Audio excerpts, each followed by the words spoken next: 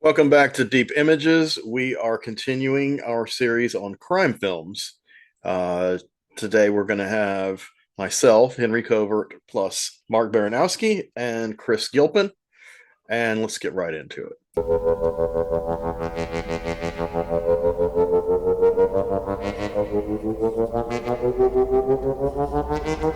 All right. Well, that leads us then into Heat, 1995, the remake of LA Takedown, the 170-minute, like I said before, epic remake. Didn't it have a subtitle or a tagline that was like an LA crime saga or a crime epic? Something like that. Yeah, yeah. Good old Michael Mann. Yes, sir. Yeah. The this time the IMDb rating gives it an 8.3 out of 10. That's a little low, in my Whereas, opinion. well, yeah. Whereas, I I mean, give it a 9. I I'll give it give it a a I 9. give it a 10. I surprisingly, I would, and I can't really remember without watching it why I didn't. Maybe because of, again, just, maybe how it ended. Maybe I would have liked to see it turn out a different way. First time I saw it, I probably would have given it a 9. But after Yeah. repeat viewings, I think it deserves a 10. But Okay. some people Okay. are the other way. Upon repeat viewings, it drops. Right. Right. Exactly. And there are so many contributing factors that make this thing great. Cinematography by Dante Spinotti, Yep. music by Elliot Goldenthal. Um, and Incidentally, this is one of Christopher Nolan's favorite films, which inspired his vision of Gotham City in the Dark Knight trilogy. So that should be that should be Yeah, I can noted. see that. Um, as far as the plot of it, it's compared to L.A. Takedown, it's just slightly altered, but the same thing. Again, you got the Lieutenant Vincent Hanna. I can't remember if he was lieutenant in L.A. Takedown or not, or if he was just a cop, but uh, goes against the gang of professional bank robbers led this time by Neil McCauley, who was that's actually the real name who this character was based on, versus the Patrick Oh, right. McLaren. It was based on a real person. Right. Forgot that. Right. Hmm. So What was whereas his name in LA Takedown for those coming late to us? in Alec Takedown, it was Patrick McLaren was the character. This So in time the we've got first movie, it was like a disguised version of the real name Macaulay. right. Second version, still a fictionalized, but with his actual name. Absolutely, that's it. Well, let's go. So cool. Same characters again, as Alec Takedown, but now played by such a blockbuster cast as Al Pacino, fresh from a full facelift, incidentally. Yeah, yeah, yeah. Instead of Scott Plank, Robert De Niro instead of Alex MacArthur. This time we've got Val Kilmer, John Voight. John Voight's character, who John Voight, Michael Mann really wanted for the part. Nathan, isn't that his name? Nathan. Yes, he He's a didn't great want. character. Absolutely is, and that's I was going to say, but also based on a real life former career criminal Eddie Bunker. It's based on Eddie Bunker, who became an Sure. actor later. Hmm. Yes, it was He was actually in Reservoir Dogs. I was just going to say Reservoir. Yep, absolutely. So, Sorry. so John Voight tried to tell man that he could get so many other people that could play the part better, but man wanted to work with him, and he kind of insisted, and so John Voight it became. Uh, Tom Sizemore, Diane Venora, Amy Brenneman, Ashley Judd, McKelty Williamson, Wes Studi, Ted Levine, Natalie Portman on her second film. This is her second role. Tom Noonan, Kevin Gage, Hank Azaria, Danny Trejo, Henry Rollins, even Bud Cort, who's uncredited, and even Tone Loc. So we've got And an did you incredible mention cast. William Fichtner? I didn't. Thank you. I love him. I've been following him since he was on As the World Turns. Yep. Heat was one of his first big movies. Right. Right. I remember going to see this with a then friend of mine, close friend. We are no longer friends, unfortunately, but we went to see this at the theater, and it just. I remember walking out of this movie, and for about an hour, neither one of us could speak. We just kind of he drove us wherever we were going from there. I don't think we even went home. I think we had to go out for dinner and talk about this once we were able to get some words out. But we walked out of that looking at each other like Yeah. and And that's how the ride to wherever we were going was. We were just speechless, man, and it was incredible. It changed our I lives. envy Changed, you. You've seen it in the theater. Have you seen this one in the yeah, theater, Chris? Yeah, when it came out, yeah, it was great. You know, I yeah. thought about it for a second when it came out. I remember when it came, but I was kind of like, oh, I don't know. I didn't have a lot of money then. I was like, I had to I be see real everything choosy. that I can. So Yeah, I yeah, do. I do that right now, and I have done it when I have money. I do it. When I don't have money, I don't. I just stick with streaming. If I don't get it cut off for not having money. But mm, continue, Marshall. Sorry. Well, for what movies cost in the theaters nowadays, it's almost not worth it because most are disappointing anyway. But uh, yeah, it's just a whole different time now. I'm not as Oh concerned with yeah. it, but yeah, back then, yeah, I made it a point to see anything, especially something like this. Um, but yeah, so oh, where do you even begin with this story? Again, you got your cop versus the bad guy story, as as we just talked about, but it's the way that Michael Mann does it. And it's one of the reasons why I love all his work. It's one of the reasons why I love Miami Vice. Not the movie, I should mention. That's a whole totally different. I sinned and gave the movie a positive overall net, not unreservedly, but a net positive when we did the session last with Chris. Chris did not agree with me, but that's okay. A bit Bill did, but that's I mean, it's all subjective. I surprisingly liked things about that movie. Friend of the show, Tim McLean, said the same thing. He's like, I thought this was going to be trash, but there's some really nice things going on.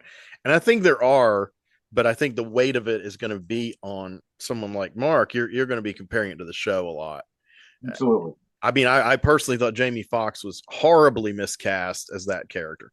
Colin Farrell, I think, is an incredibly underrated actor. He can really actually play anything. I've seen him do enormous range. I thought he played that character pretty well. Now, it wasn't exactly like the character in the show, but I thought the whole core of it with him and Gong Li and they're having an affair with her being in the drug thing or whatever. I thought that was very romantic, melodramatic, beautifully shot, sexy.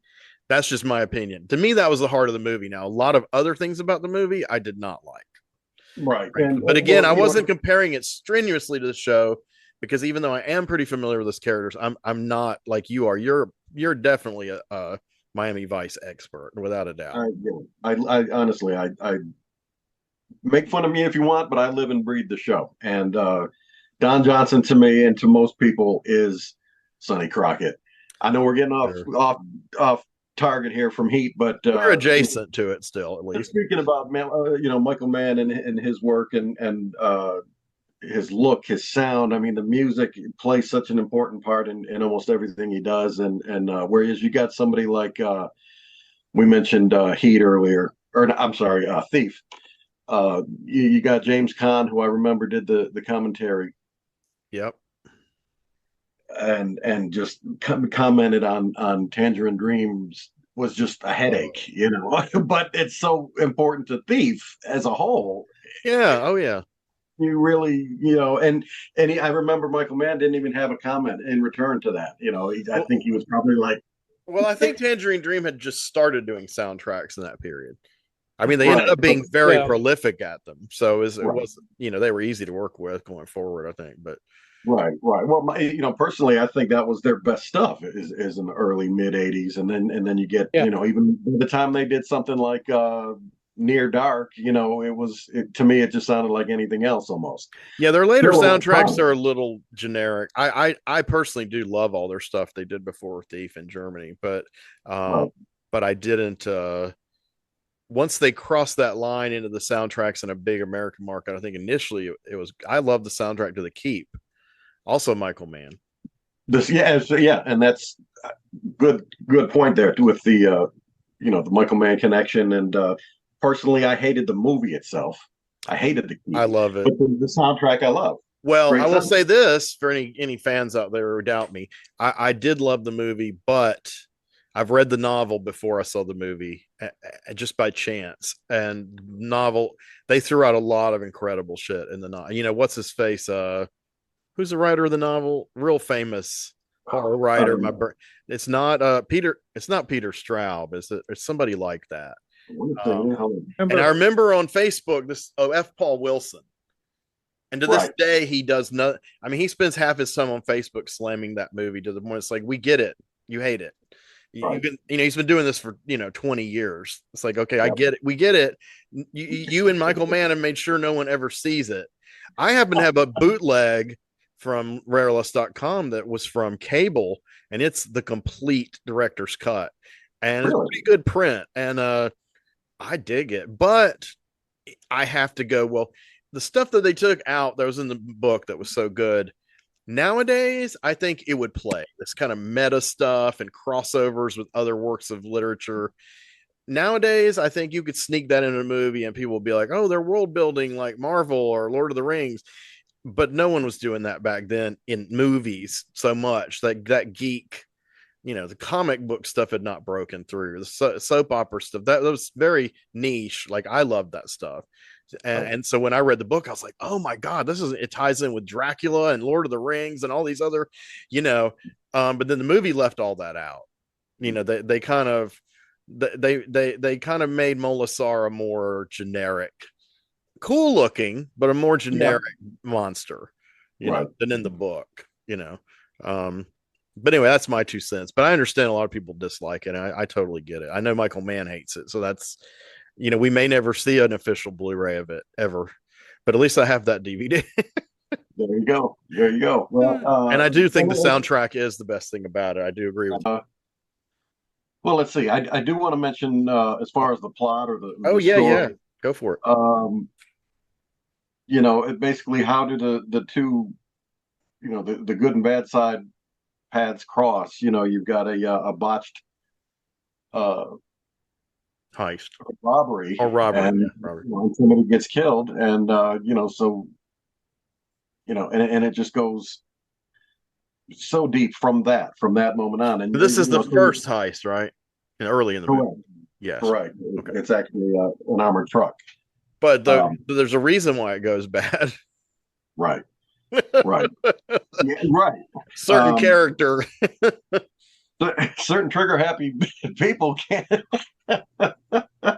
It shouldn't have been hired to as the movie continues through its 3-hour running time or whatever, that character becomes even sleazier and more loathsome. Oh yeah, incredibly. I don't know that actor though. I forgot his name. He's not somebody I was that familiar with. In Heat, it was Kevin Gage, who plays Wayne Grow. What a wild name. Wayne Grow, yes. Who, by the way, was played by Xander Berkeley in LA Takedown, but in Heat, Xander Berkeley comes back as just the love interest, the affair that Vincent Hanna's wife is having. Now, Vincent Hanna's wife is played by Diane Venora from The Wolfie. Yeah, correct. So, yeah. Kevin Gage, incidentally, went on to do, of course, several things, but in my mind, most notably, Strangeland with the D. Snider movie. D. Snider, I didn't know he was in that. Okay, he was the cop in that, and maybe more, in my realm of extreme horror films, Chaos, which was basically a blatant ripoff of Last House on the Left. We're here for the facts and trivia, folks. Yep. So funny enough, because I had mentioned earlier that I don't do a lot of research, but with these kind of movies, I do. I mean, this is the stuff that really interests me, and the stuff Marksman undersells his vast knowledge. Well, this is the stuff that I know personally. I want to look for, and I don't find a lot of information about. And these are the kind of movies that you don't get a lot of that stuff with. Commentary tracks or behind the scenes information. It doesn't get the attention it deserves, probably because it is a niche market, and they figure there's not a lot of it doesn't warrant enough information to put out there, because they're plus modern journalism and criticism is garbage usually. Absolutely. So, I mean, I have to hate to say that fan bros have ruined we're here to redeem YouTube from the fan bros, because they rarely have their facts straight, man. Yeah. But they can tell you why they don't like something because it has too many black people, women, and gay people. They'll tell you that for every episode, but they can't get their facts straight about what the hell they've just watched, But we're here to fill that void. So our motto is go deep, baby. Go deep, man. Go deep. Yes. Yes. Got to. Thank you, Toby Uh, Poser, for giving us that slogan. yes. Um, but again, yeah, not to get too much into the story. There's just things. I remember being in the theater, and there's just things that stuck out. Literally, I want to say in this case, there was a scene between Val Kilmer and Robert De Niro, and I just remember this, and nobody ever mentioned it. It wasn't never mentioned even in the commentary of Heat between Mann and I can't remember who he was. I don't even. He may have been solo on that commentary, but it's never mentioned. But Val Kilmer had this like water on the elbow thing going on or something. His elbow stuck out so far in this scene. He was just sitting there. It was a, dialogue You scene. mentioned that to me years ago. God, it just bugged the hell out of me. It just like shot out at me like it was the We're first not thing that supposed to caught my notice it. eye. It's like just keep going about your business, you know. He's wearing a t-shirt, an undershirt, for God's sake. That's all he's wearing, and it's there. I mean, where he should But go to you one. got to remember this was the brief window when Val Kilmer was a huge star. Did not last long at all. I mean, actually putting him as the third build after De Niro and Pacino now seems ridiculous. But at the time, he was Batman. He was, the Jim Morrison. He'd been in some other movies. So they probably, I've heard he was difficult to work with during that period. Not now. Well, right, and I know he was just supposedly, according to Danny Trejo. This was a tidbit I picked up along the way. According to Danny Trejo, he remembers talking to Kilmer during the shoot, and supposedly this was right after what Batman Returns, I believe he played in one of them, one of the No, Batman movies. Batman Forever, Forever. Oh, Forever. Okay, so after Yeah, that, he was of Keaton course was supposed to follow up Returns with Forever, but him and Burton fell out with. I mean, Burton stayed as a producer, but Keaton fell out with everybody. no. okay. Uh, Kilmer was uh, not a good replacement for Keaton. I'm just going to go on record, in my opinion. Right, I agree, and but nonetheless, he was offered $40 million supposedly for another one after that, and Mm. he didn't want to do it because he didn't want his face covered, to be typecast or whatever, and have another movie with his face covered in a mask. Yet, But for a lot of Batman has one of the least covered. I mean, he has one of the most accessible actor masks. right, Like Chris right, Evans as Captain America, no problem him wearing a mask because you see his eyes, you see his nose. in your mouth. That's so prominent. It still becomes, who it is. Exactly. So, but Trejo found that funny because for a big part of this, he's in a ski mask. I mean, they're bank robbers. So I mean, you're still in a mask. But Hey, but there are plenty of shots with him with that sexy blonde ponytail, man, right, showing what a hottie he is, and right. um, that was an he exploitation movie in some ways. Yeah, yes. Well, apparently, what he asked Michael Mann to do, since he decided to pass on the Batman movie and the 40 million, uh, was to put his face in between De Niro's and Pacino's on the poster, which Mann was happy to do. That So hasn't aged very well. no, and I mean, it's not that the unfortunately, graphic is bad. It's just, and you notice that is not the Blu-ray cover.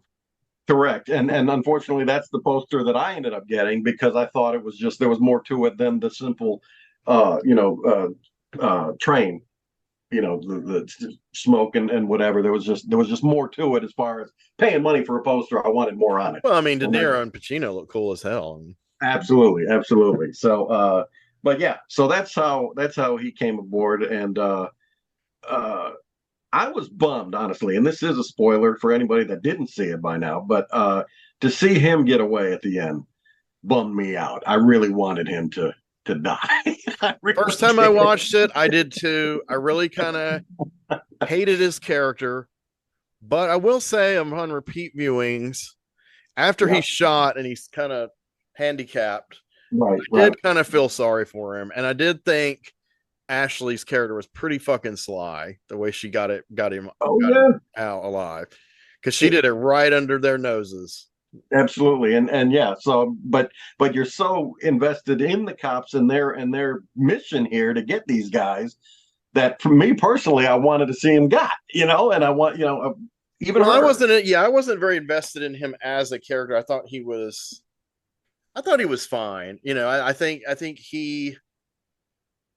he serves his purpose. Obviously, he's like the muscle of the group, the younger guy, the sprier guy, the guy who's Right. sniper, Right. and reckless, but I felt bad when Sizemore got killed, and I liked his character.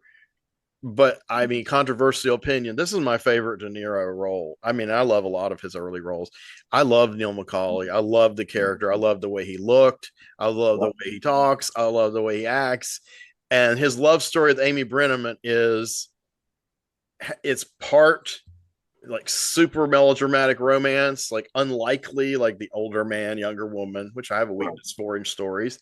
Uh, some say in real life back in the old days, and very realistic in another way because they are very different. But there's a attraction that's romantic, sexual, or whatever, and it's strong enough that it transcends the fact, he's a criminal and she's an artist, or he's a northerner, she's a southerner. There are all these differences between them, but I totally buy it. I mean, De Niro he doesn't lose his mind enough to go against his own credo.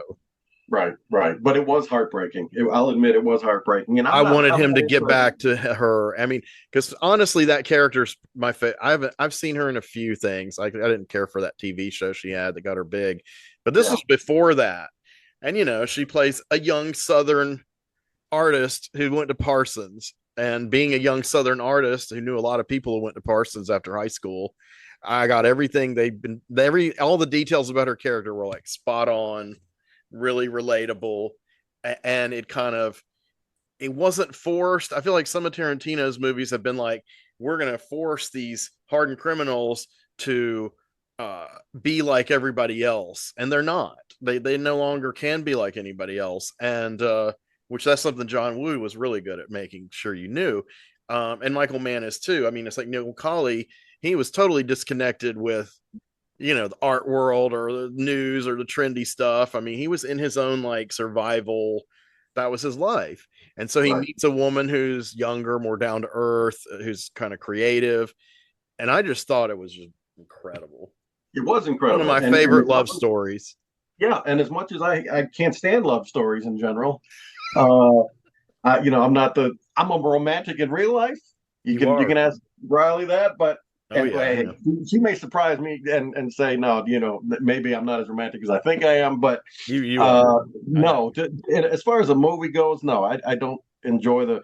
To me, running time is sacred, and it's a romantic storyline to me is a waste of it. I'm sorry to say, Unless it's but the that's core of the movie. I mean, I think movies in general have gotten better at just not making obligatory love interests, right. because But this, women are more independent, women are more the stars, and right, also writers have been like, yeah, this has been done to death.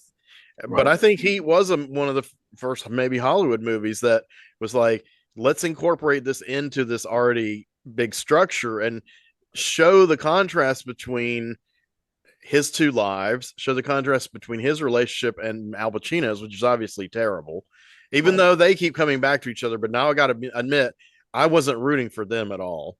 I had no invested in. I mean, I liked Diane Venora. Once she Right. fucked around on him, I was like, nah, just ditch her, Vincent. I mean, he wasn't a prize either in a relationship, but he Right. does admit it. He's pretty frank about it. Right. Right. But at the same time, he did have a jealous streak. So when he smashes that television, I was like, yeah. Right, which yeah, and which incidentally was done before by and I should mention too and this may be this is me as a man, Michael Mann aficionado, Uh-huh. and also as a Miami Vice freak. Not so much, funny enough, Crime Story, which I was about to mention. Did he create Crime Story? Yes, But Abel yes, Ferrara directed a lot of it, right? Mhm. right, right. And it had Uh, Dennis Farina, who had been in Manhunter. that's the name I was just about to put out there. Yeah, I love him. he was a consultant on Heat to an extent, and of course, the lead in Crime Story, but he was also involved in Miami Vice to a great extent too, as one of the Uh, lead villains. Um, okay, yeah. but that And he whole was his first film role was he was one of the killers in Thief. right, right. He's a good actor. Um, but that whole thing with uh, Hannah throwing out the TV set, which was very, very respectable. I thought he could have gone violent and beat the shit out of her lover, but decided not to. Decided to just take the TV with him, and then it's like he's got this TV on his front seat. What do you do with it? I'm just going to get Well, rid of his it and toss it out the cynicism is car. so well played. The way Right, he but makes that fun of whole his name, thing, Ralph. That's what you do if you're like pissed that a guy's had sex with your wife. Normally, you'd be like, Ralph, that's a fine name. But then you're like, Ralph, and I'm Vincent, you know? right, right.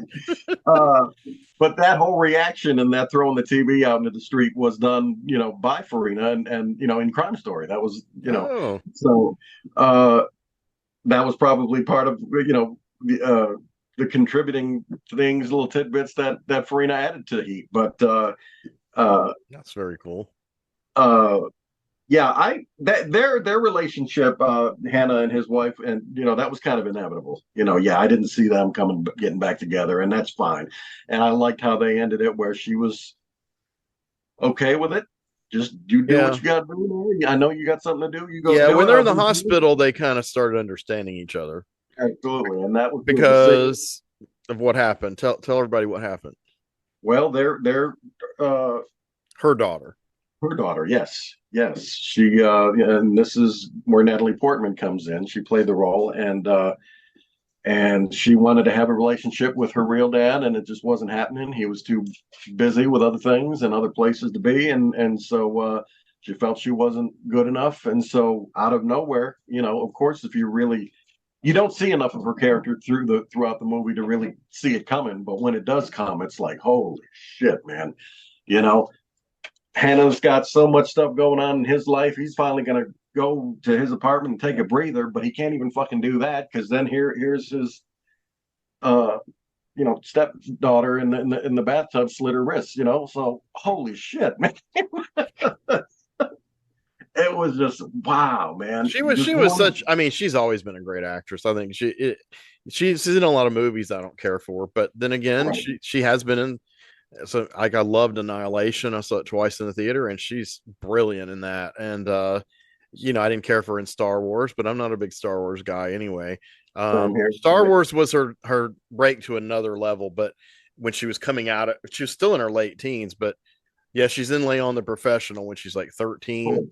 Yep. And then she did Heat. She's like, I don't know, 15 or something, Right. something like that. It's a Yeah, couple of years later. exactly right. So and those are the kind of movies that cross my path. So Yeah. that's what I remember her for. That's what I respect her most Yeah. for. Dwayne got me into Natalie Portman too. He taped the professional cut of the Leon cut off of a laser disc. And I had heard of the movie, and I think I had rented it, but it was another one of those cockbuster recuts that just sucked. And he's like, okay, I'll give you a copy of Leon. I got off of Laserdisc, and before DVD, Laserdisc was like the gold standard. Absolutely. And I loved it, and I thought she was incredible in it. He was. So, but for me, it's the teenage Natalie Portman. Now, I mean, she's a beautiful woman, and I'm sure she's just as talented. But I don't. It depends really, on the role. She takes a lot of roles I'm just not interested in. really. That's the thing. I think she's as talented as ever, but she just when she does a weird science fiction horror movie like Annihilation and is the main character, I'm there. But when she's doing whatever, I'm like, whatever, that's cool.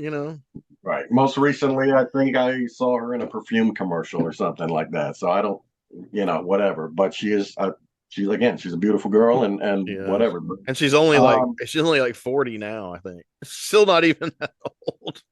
Well, I'll turn 50 this year, so hey, we're all getting older, but young at heart. Young at heart. That's the most important thing. Hell yeah. But as far as De Niro and Brenneman's characters, yeah, it was heartbreaking, and I can definitely I give that romantic angle to Heat. It was welcome, even for me. You didn't want to see them. You kind of didn't want to see Macaulay die. I didn't. No, but that was kind of inevitable too. So it ended the way I think it had to. But just to see him run away, leave her standing there was like, God. But that was the whole point of the movie, wasn't it? You gotta, when the heat's on your ass, you gotta be able to drop it all and leave it all behind. Yep, But that's his credo. Neil's credo. yeah, as far as she's concerned, Amy Brenneman as the actress, she disliked the script and didn't want to do the movie. I had read that one time, but Saying it was too bloody and had no morality to it. So, but Michael Mann assured her that with that mindset alone, she was perfect for the role of Edie. She was well, she perfect kind for of that is the one. moral compass of the movie. Absolutely, absolutely. So, I'm trying to think if there's any other things that stuck. I mean, there were one scene after the other because it Well, there's touched a lot of upon great every character. performances and weird character. I mean, for me, I would say obviously Trejo is a huge standout to the point where they even used his real name Trejo, not Danny. But Right. I don't know that his role was originally that big, though, was it? Didn't they kind of expand his role, and that's why they Uh, used his real name just for convenience? I think so. I think so. Yeah. He was, because of course he had a prison background, and that's how he got Yeah, involved in movies in the first place. So he was he great brought, in that movie. yeah, absolutely, he brought firsthand knowledge and experience to his role and the other guys' roles. So yeah, if it was expanded, rightfully so. Oh, here's the part. Here's the part I love. Another beat of Neil's because Neil has all the. I mean, the cops have some great material, but Neil's whenever Neil's on screen, not only do you like are riveted on him, but the actors around him like go up a notch in their game. Like Amy Brenneman, but also Dennis Haysbert. That was one of his early roles, Right, and they show him as a subplot. right, That's how the movie has these strands that don't all dovetail until well into the movie, really, and then you figure out that Haysbert was in prison with Neil. I can't remember Haysbert's character's name, but he's trying to get a job. He's working as a like a short order cook or something, and yep, his wife really wants him to go straight, and a lot of the common kind of themes, and it's kind of sad.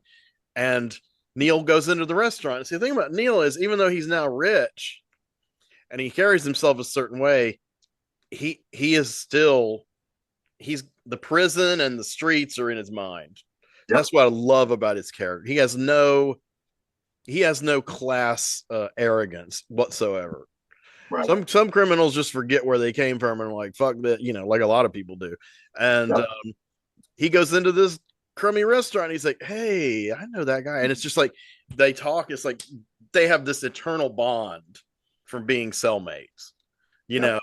And that's why it's like this guy's like, I'm gonna fuck up my life, but I hate my job. Nobody likes me anyway. Neil is my man, so I'm just gonna drop everything and do it.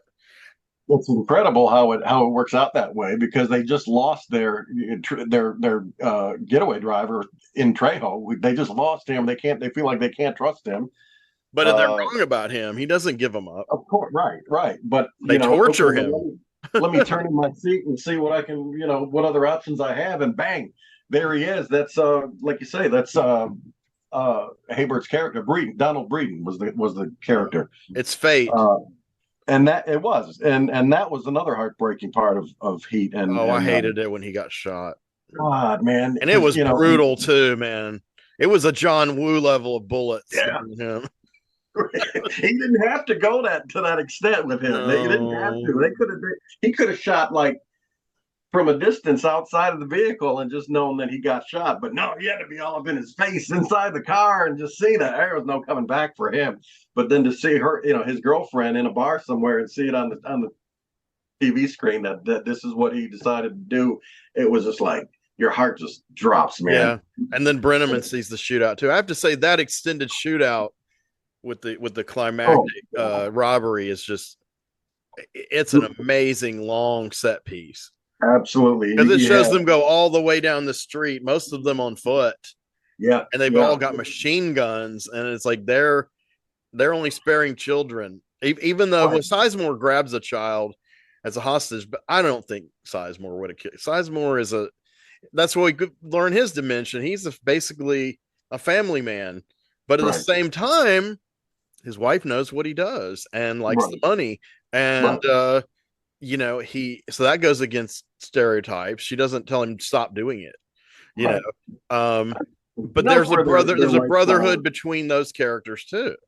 Right. She knows where their lifestyle is being fueled by. So why not? And no, on his part, I think it was just complete desperation. Let me grab this kid. I want to get out of here. I wanted him to make it, but I think I saw that coming too. I mean, I never really felt for him. He was kind of I don't know. I mean, that was his life. I liked him because during that period, Sizemore was a very likable and bankable actor. Sure. I mean, a year before that, I mean, by the time he did this movie, he was letting his hair go gray and he'd gained a lot of weight. But a year before, he was toned and had giant black hair in Natural Born Killers. He was pretty damn handsome, and then he'd had that little role in True Romance. And, I loved him from the first time I saw him. I thought he was, and his career just kept degenerating. He has some late roles that are good for what they are. Like he played the villain in Lucky McKee's Red. Have you seen that? Right. Absolutely, yes. Sleazy fucking dude. Pretty good acting though, and he was also a supporting character in the third season of Twin Peaks. Dopey character, just there for antagonism and comic relief. But he was fine. I think David Lynch liked him and felt bad that he hadn't really had any, because Lynch much more so than Tarantino gets the credit. Lynch rescues a lot of actors. Yeah. And gives them parts, and I really love that about him. I was going to say he's another one that I think was taking whenever he could get, unfortunately, of his own doing. I'm still finding these shot on video bad crime movies on Tubi that he made the last few years of his life, and it's like how the mighty fall. Absolutely. Going back to that gunshot scene, or the shootout scene. I know K9, our buddy K9 over there, Chris can back me up on this, having seen it in the theater. It was amazing, Henry.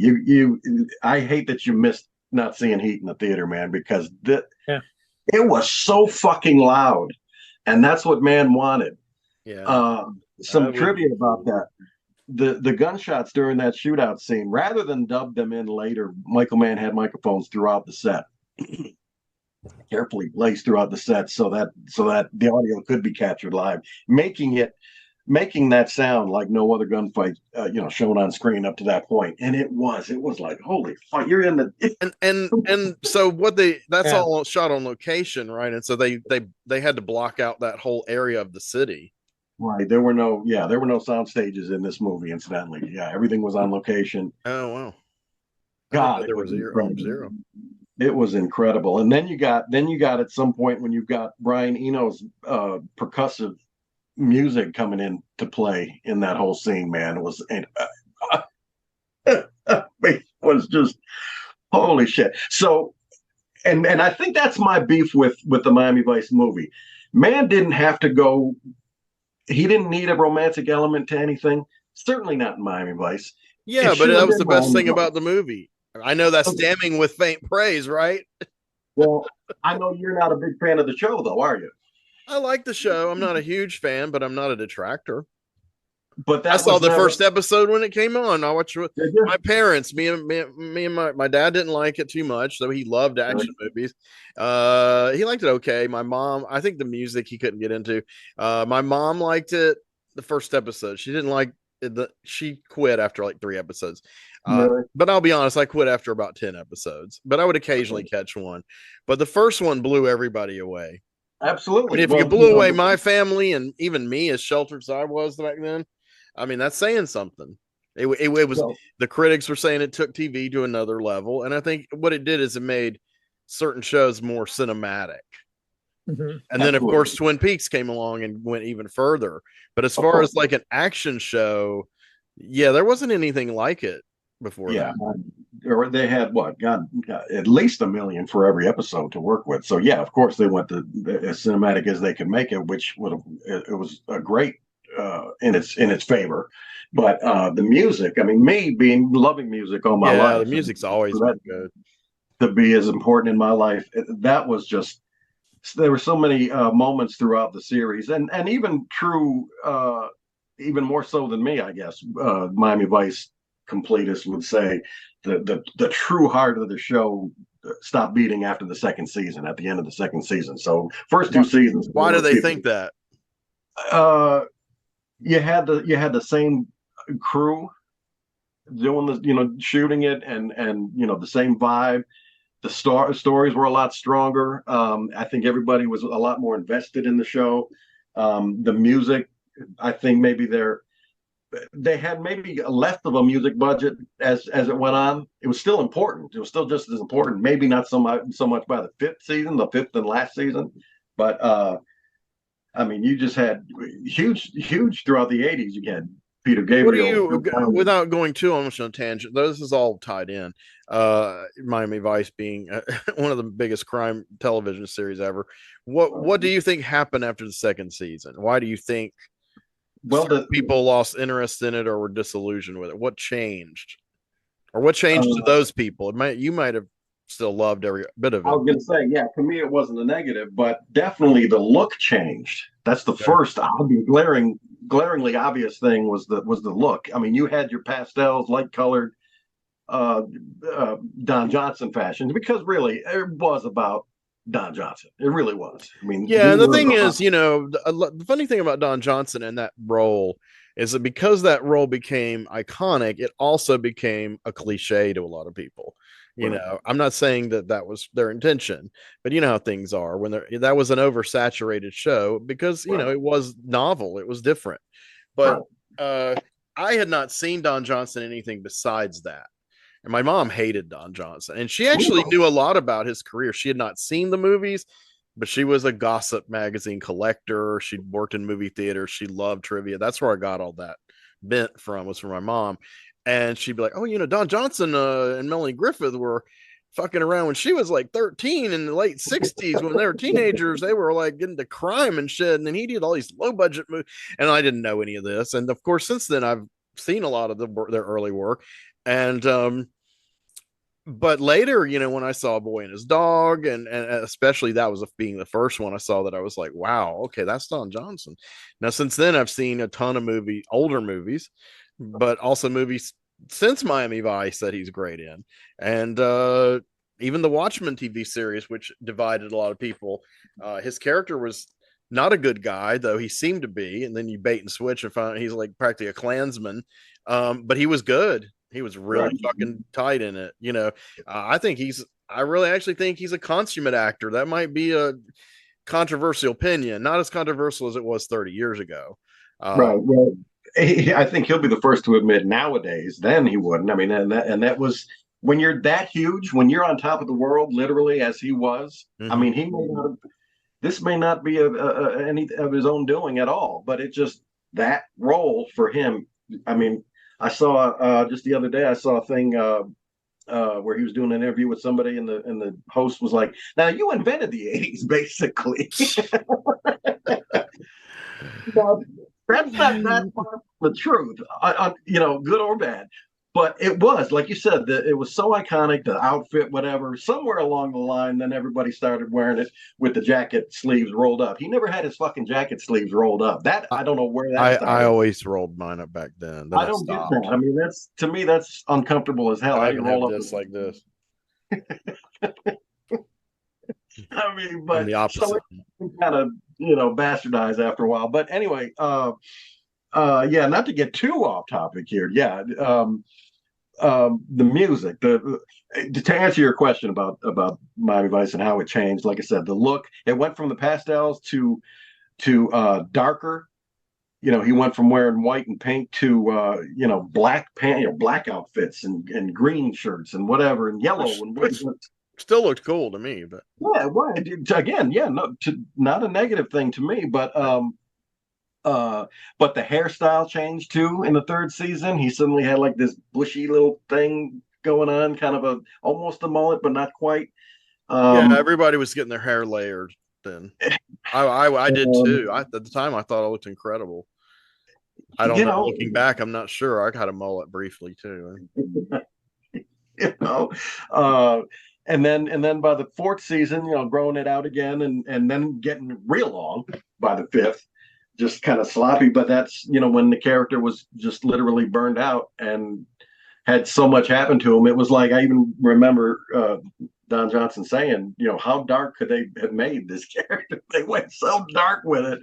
Um, Partially, of his own doing. I mean, he had input and he directed a lot of those later episodes himself. So but just all in all, like I said, between the music, the look, the lighting, the colors, the whole vibe, Crockett says, that character and not Tubbs was just, to me, he was just as important. Tubbs got a raw deal on that. Well, Man. he's They just another threw guy in, who came like Don. They both came out of nowhere to most people, right, which right. that's what I was back then. I was like most people in the mainstream.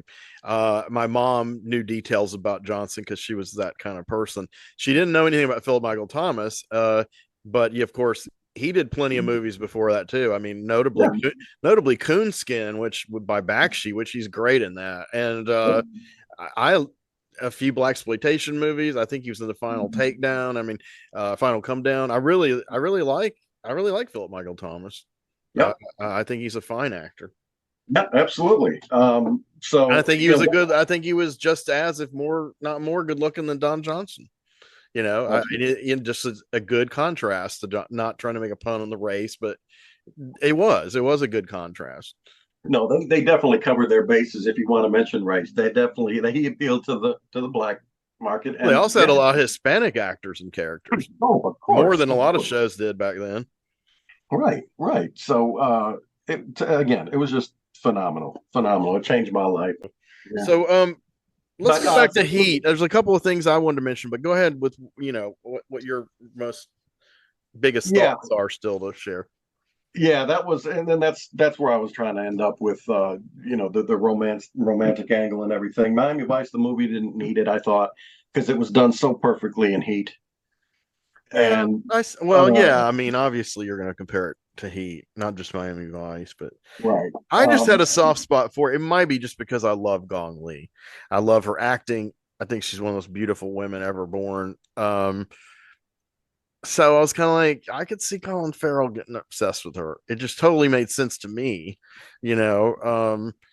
Maybe now I could have seen Don Johnson getting obsessed with her, to be honest, or that character, but well, maybe it was the way it's done wasn't what you were looking for or well, expecting. yeah. Again, it didn't need to be a Miami Vice movie again because Yeah. that was never a major factor in the show. It was there. Be right back. Okay. It was there to an extent with between Tubbs and Trudy, which you had that to an extent in the movie. But it was done in a light way. It was never really explored. It was just Crockett and Gina. There was an initial love interest there, but not with Crockett and well, yeah. Did he ever get involved? Did his character ever get involved with the character that he worked with, the woman, the Hispanic woman? I can't remember the actress's name. She went on to do a ton of soap operas. Oh, really beautiful woman, black. Sandra Santiago, Gina. That was the character that his. Yeah, she played Carmen Santos on Guiding Light, which she was basically a female mobster head on that, and she had mentioned in interviews, well, I got this under my belt from being around Miami Vice. But did their characters get involved? That is her. They did, right? They were not involved initially. There was something there, and then even to the end, all the way to the end, there was always a thing because but she worked with them, right? No, right. What was her title? What was her job?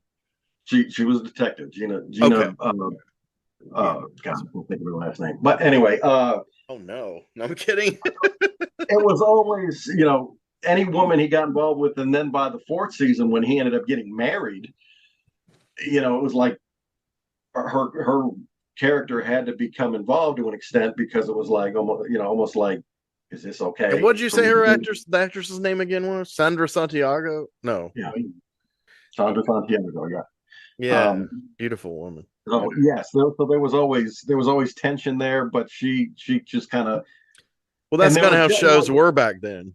Yeah, even when she got involved with somebody, there was always, they had to kind of come back together and be there for each other to support each other or whatever. But so again, but to me, the show, that was my downtimes for the show was when it threw in a romantic angle to it. So I didn't want to see it in the movie. And Yeah, I plus, get that. Sure. You like know you the said, character better than I do, you know. What do you think of Heat, Chris? Oh, Heat, I thought was excellent. Yeah, You saw it in the theater.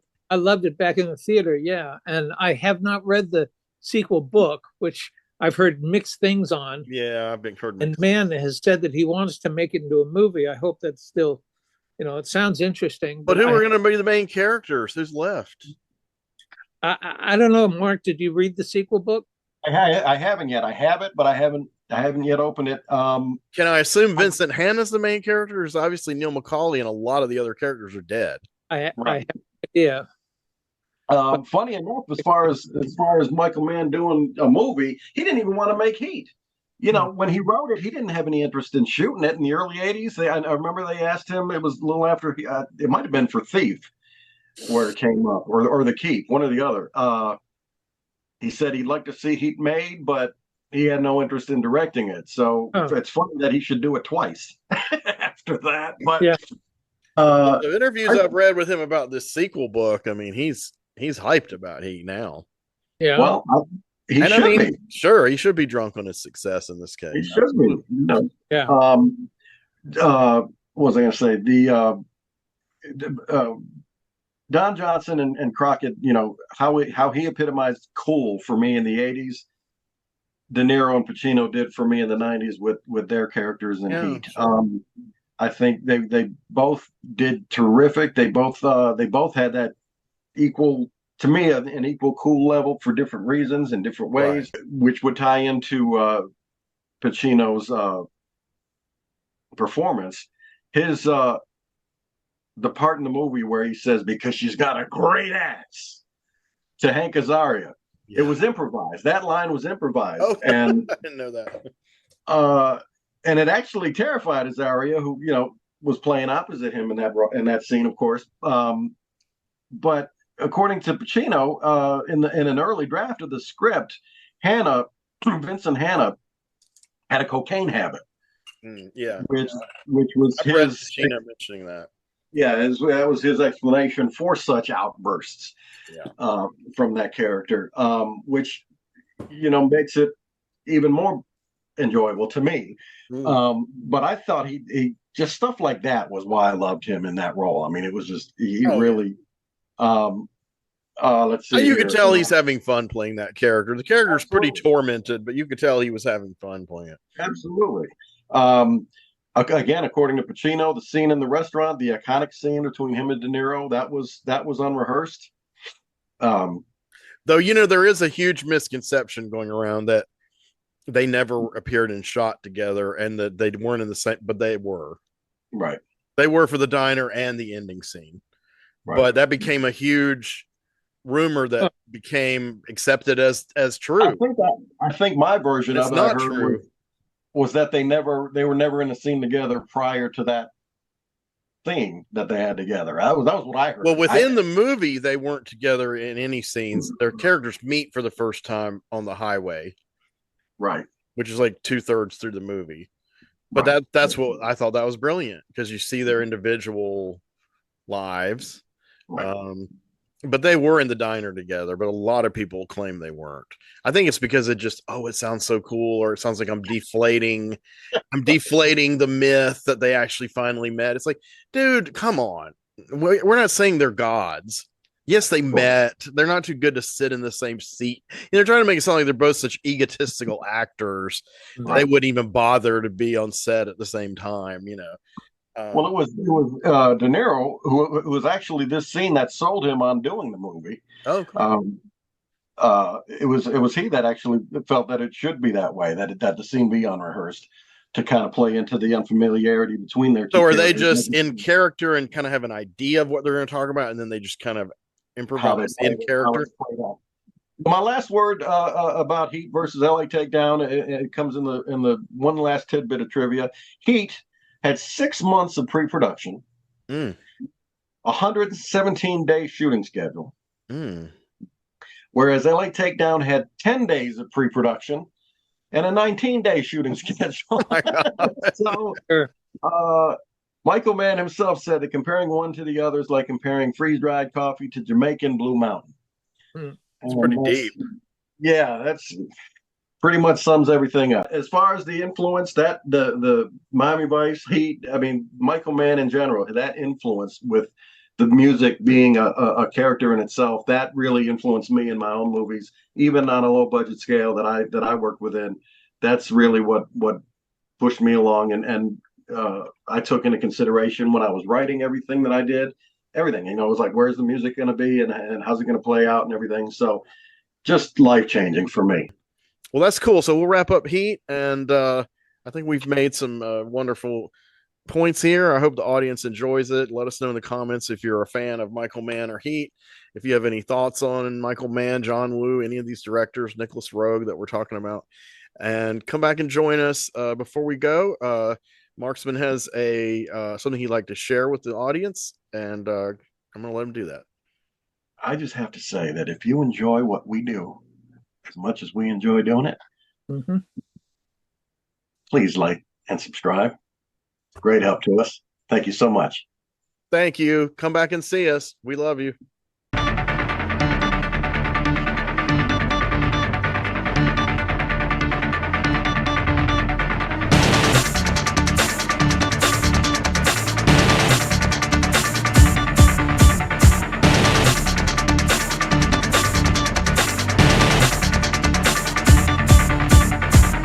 Desires, breathing in fire, running a blaze, fueling my last days.